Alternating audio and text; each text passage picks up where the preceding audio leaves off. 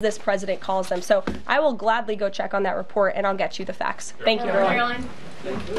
Señores, la vocera de la Casa Blanca, la secretaria de Donald Trump, Karoline Leavitt, acaba de dar una de las conferencias de prensa más desastrosas que hemos visto. No fue porque estuviera teniendo un mal día, sino que por primera vez la prensa hizo su trabajo. Preguntas reales, confrontación directa sobre las mentiras, la corrupción y los crímenes de esta administración. El resultado, Karoline Leavitt terminó huyendo.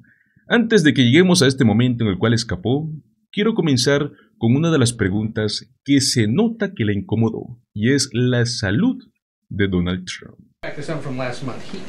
You guys announced the president was diagnosed with chronic venous insufficiency after his legs were seen swelling. How's he being treated for that? And while you were upfront about those health issues, curious if the White House would be willing to let us speak with his physician directly about those health issues. I know there were a lot of concerns about the last White House not making the physician available. Would the physician be available in this case? I don't want to make that commitment on behalf of the physician, but it's certainly something we can look into and explore out of the effort of transparency, because unlike the previous White House, there is nothing to hide. You guys see this president working around the clock, literally 24/7, all of the time, and I will be happy to look into that request. Can we at least get an update on how he's being treated for the swelling legs and for the hands and the other issues? Look, you see the president every day. He's moving, he's working, he's continuing. There have been no adjustments made to his lifestyle. Y es que decirnos en una sola frase que esta es la administración más transparente de la historia, y luego negarse a compartir información sobre la salud de Trump, es el tipo de disonancia cognitiva que vemos a diario en esta Casa Blanca. Mentir no es transparencia, y hoy la prensa no dejó que se saliera con la suya. La presión también llegó por el lado económico, y claro, por el escándalo de Epstein. Miren cómo la enfrentaron sobre el fiasco del informe de empleos. Will the Bureau of Labor Statistics continue to put out monthly jobs reports? Well, look, what I'll tell you about the Bureau of Labor Statistics, I believe that is the plan and that's the hope, and that these monthly reports will be data that the American people can trust. As you know, the Bureau of Labor Statistics has made massive revisions after the last several reports that they have put out, and there has certainly been a decline in the quality and the reliability of data coming from the Bureau of Labor Statistics, and there's been an increase in revisions. And this president and the administration is finally tackling this problem that so many have talked about, and the president is actually doing something about it. We need to restore new leadership that we can trust. As you know, the president has appointed someone new to take over the BLS, and so we need to look at the means and the methods of how the United States is acquiring this very important data, and all of that is going to be done, and the goal, of course, is to provide honest and good data for the American people to make very important economic decisions on. Donald Trump intenta reescribir la historia en todo lo que toca. Ahora incluso quiere que las exhibiciones del Smithsonian sean revisadas por su administración antes de mostrarse al público. Amigos, este es el hombre que borró información sobre sus impeachments del museo y que perdonó más de 1.500 insurrectos en el primer día que asumió este segundo mandato. Todo esto para reinscribir uno de los peores capítulos de su presidencia. En economía lo mismo, manipular datos para poder encubrir su incompetencia. Luego vino el momento que la hizo huir. Yes. In light of reports that ICE agents detained a 15-year-old student with disabilities outside an LA high school, even leaving bullets on the sidewalk, how does the Trump administration plan to ensure parents that their children can return to school without fear of being wrongfully detained or endangered by federal agents? Where'd you see that report? LA Times. Okay, well, I'll have to look into the veracity of that report. I read the LA Times almost every single day, and they are notorious for misleading the public.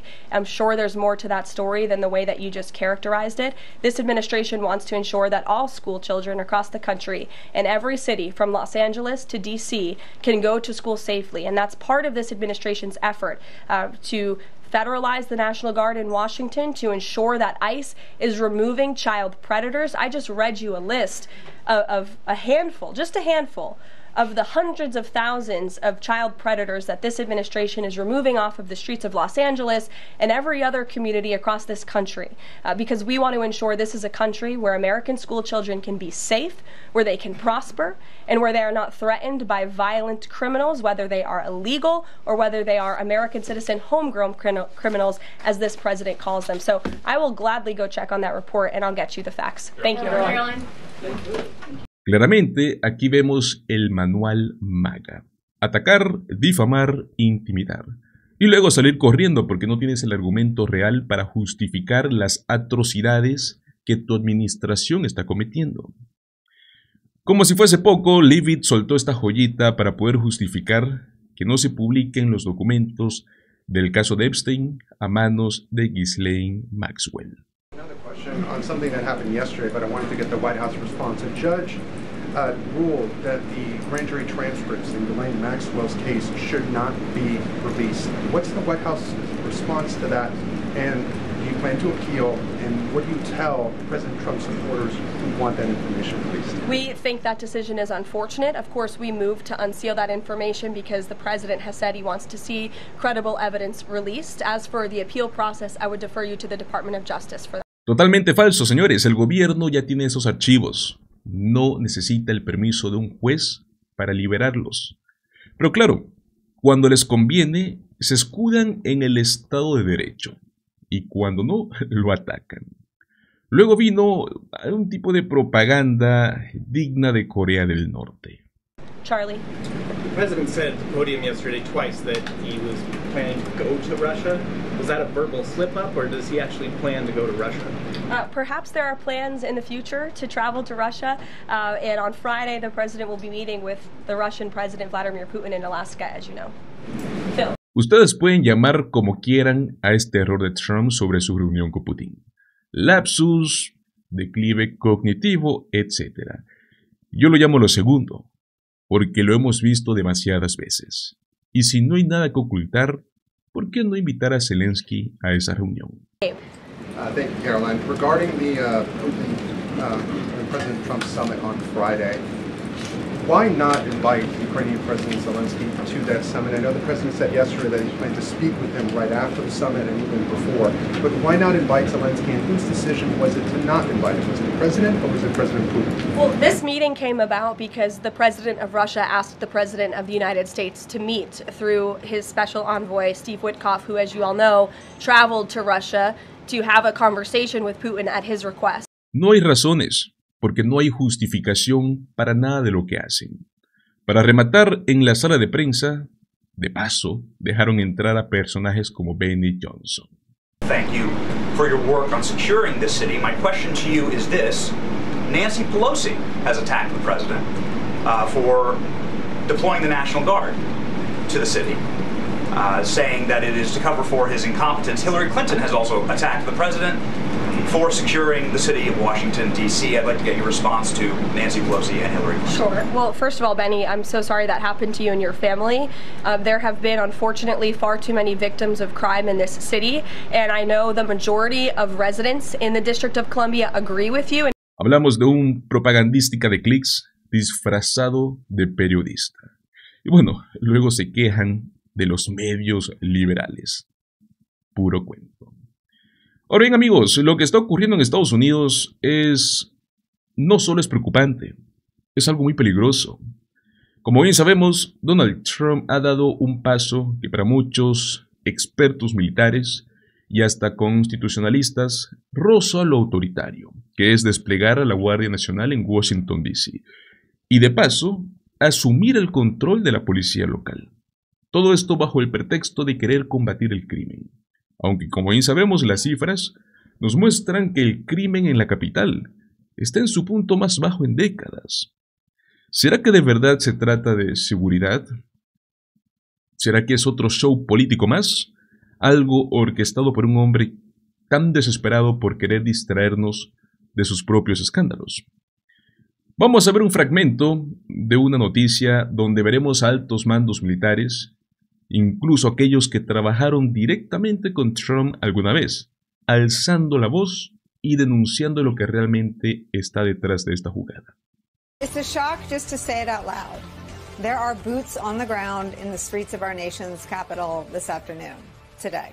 National Guard troops arrived earlier today acting on orders from their commander-in-chief to execute a takeover of Washington, D.C.'s police department in order to fight crime, which data suggests is at its lowest in decades. And we should point out, which hasn't been done in the past to solve crime or anything else. Earlier, Mayor Muriel Bowser met with Attorney General Pam Bondi, along with several top Justice Department officials, about how to actually implement Trump's new directive, as protests have erupted across Washington, D.C. And while administration officials maintain that Donald Trump's decision to federalize D.C.'s police force is entirely legal, there are clear and obvious questions and concerns about what happens next. More specifically, what if this is just the beginning? On that topic, the Washington Post today, citing internal Pentagon documents, published exclusive new reporting into a plan that would formalize a so-called military reaction force for deployment in instances of civil unrest.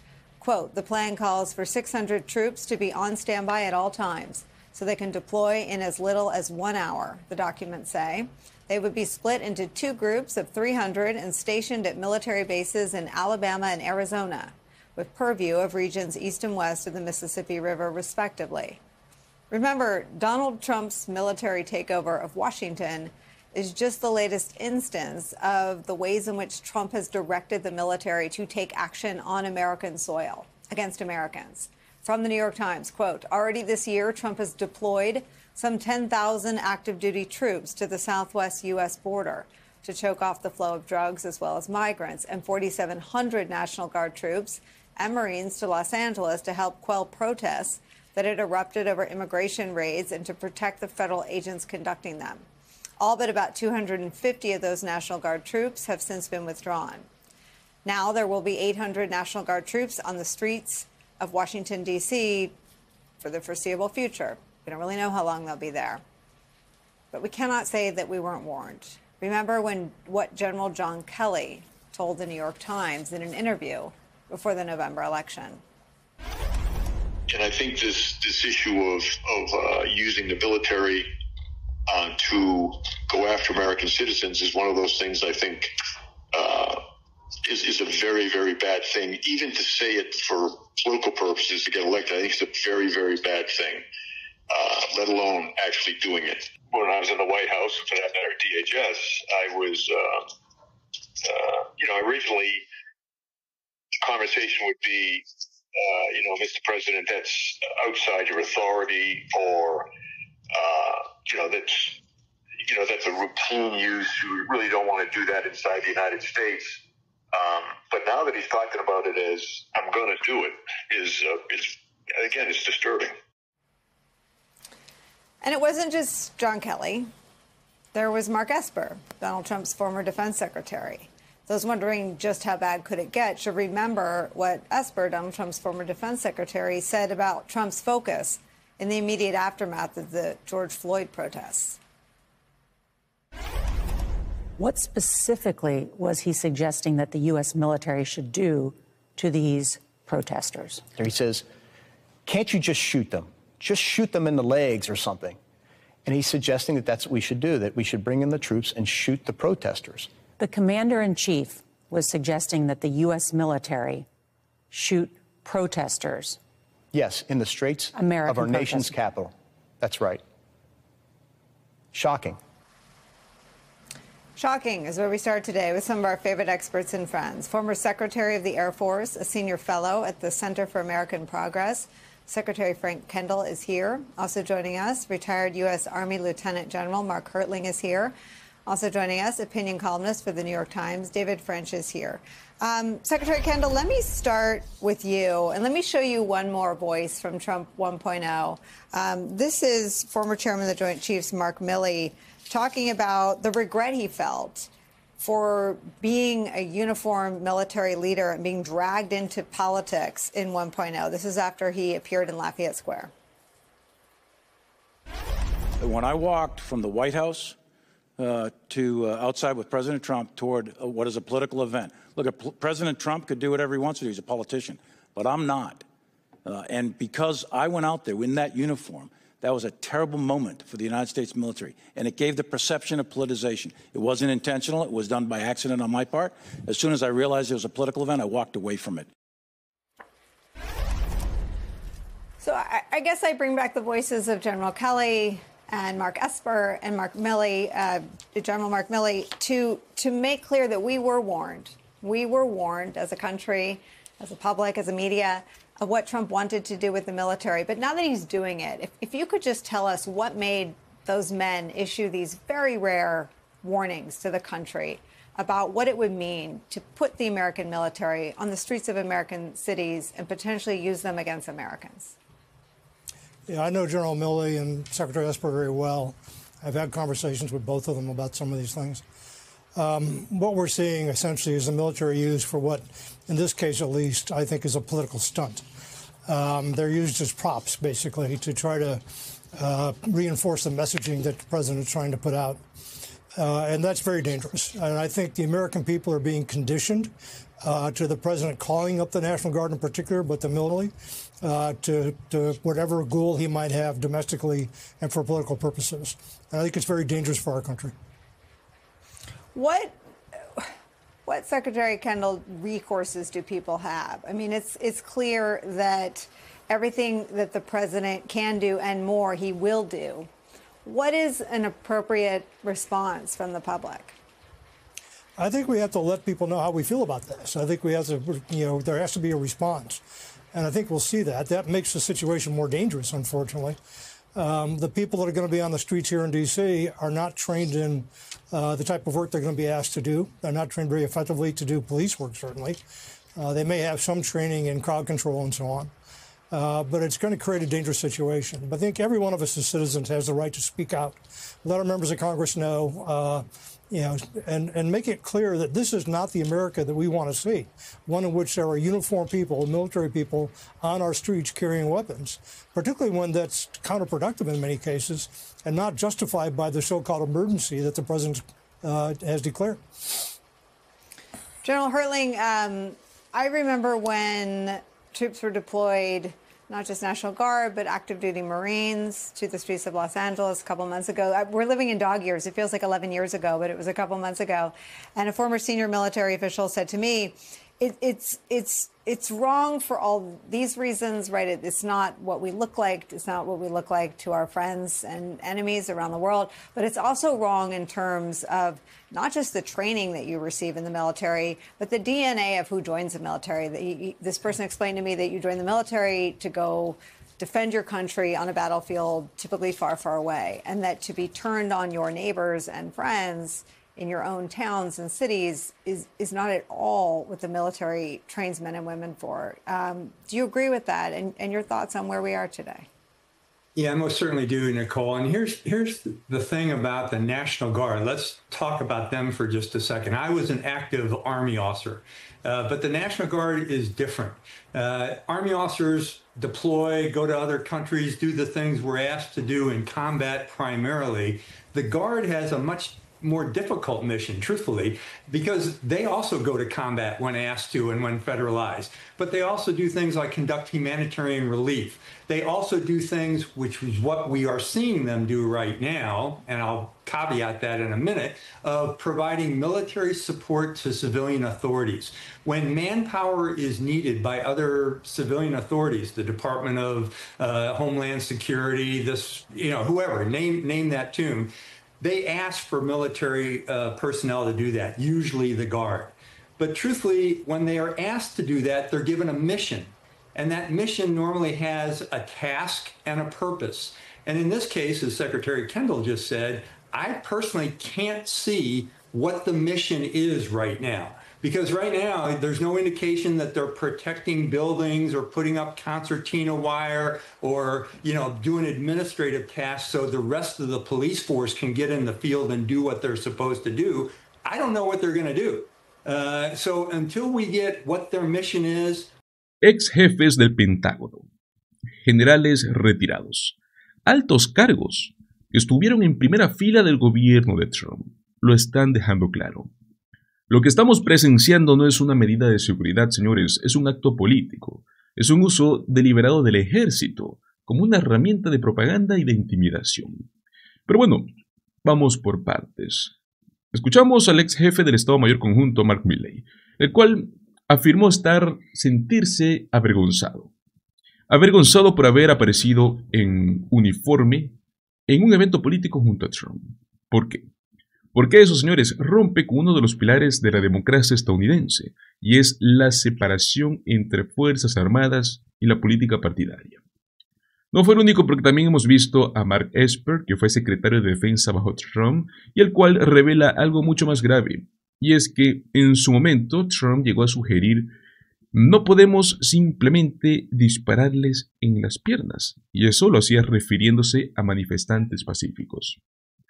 Él entonces, y bueno, nuevamente actual presidente de los Estados Unidos, sugirió usar fuego contra su propio pueblo. ¿Y ahora qué? Ahora vuelve a las mismas tácticas. Controla a la policía en Washington, D.C. Despliega tropas. Militariza las calles. Pretende justificarlo con una supuesta crisis de criminalidad, que según los datos oficiales no existe.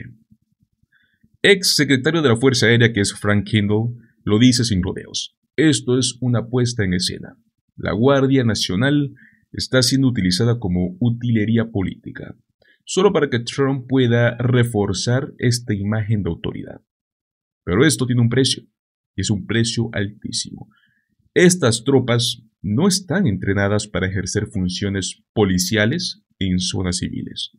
No tienen el mismo protocolo ni el mismo contexto adecuado para liderar con manifestaciones, mucho menos para mantener la paz en un entorno democrático. Entonces, eso termina aumentando la probabilidad de violencia, de abusos, de represión. Vimos también a Mark Hurling, que es general retirado del ejército, lo dejó muy claro. No hay misión definida, no hay justificación operativa, no están resguardando edificios, no están auxiliando a autoridades civiles ante un desastre, simplemente están ahí, armados, visibles, en las calles, sin una razón legítima, salvo la voluntad de Trump. ¿Qué significa esto? Están ahí como una advertencia, como un recordatorio de fuerza, un símbolo de poder. Y eso, amigos, en cualquier democracia es algo alarmante, porque si hoy lo están haciendo en Washington, D.C., ¿qué les impide hacerlo mañana en cualquier otra ciudad? ¿Qué freno le queda a un presidente que usa al ejército para callar críticas, para manipular narrativas, para amedrentar a la oposición?